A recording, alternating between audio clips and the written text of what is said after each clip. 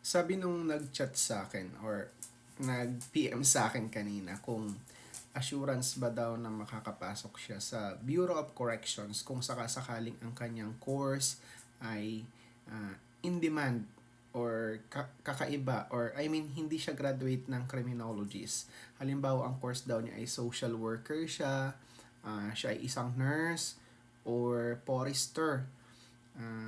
May assurance ba daw na siya ay makakapasok kaagad sa recruitment or sa quota na kanyang ina-applyan? Well, definitely ang sagot po dyan ay hindi assurance na dahil ikaw ay nurse, engineer, or forester, or social worker, ay makakapasok po agad ikaw sa quota. Sapagkat yearly, kung atin pong mapapansin, kung sa regular quota po, kung ang kailangan po natin ay 1,000 na bagong corrections officer, ang mag-a-apply po dyan hindi lang 1,000. Ang mag-a-apply po dyan umaabot ng 2,000, 3,000 or mas marami pa.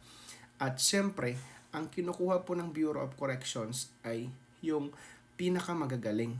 Like halimbawa po yung nakapasa sa qualifying exam, yung nakapasa sa neuro, yung pinakamalakas sa agility, at syempre, yung pinakamagagaling sa panel interview.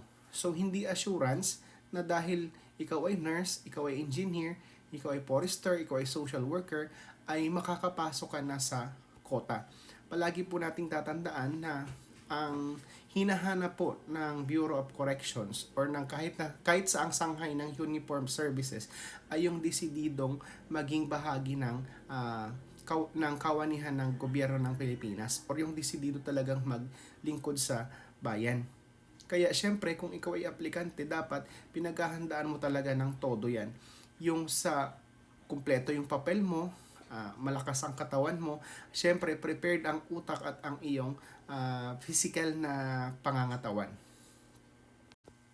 Kaya kung ako sa iyo at ikaw ay isang aplikante na nag-qualified na sa qualifying exam, nakalusot ka na sa neuro, tapos nag-medical ka na rin, syempre dapat paghandaan mo naman yung physical agility. Syempre hindi lang dapat talino, dapat meron ding malakas na katawan. At syempre most of all ay pinaghahandaan yung paparating na panel interview. Well, para sa lahat ng mga aplikante natin, maging registered criminologist or non-registered criminologist ka man, good luck.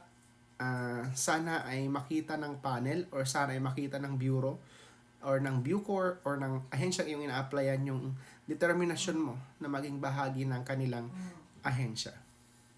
Bro! Kupal Tots! Masakit pero may saysay. Tinutulungan ko kahit minsan mahirap tayo.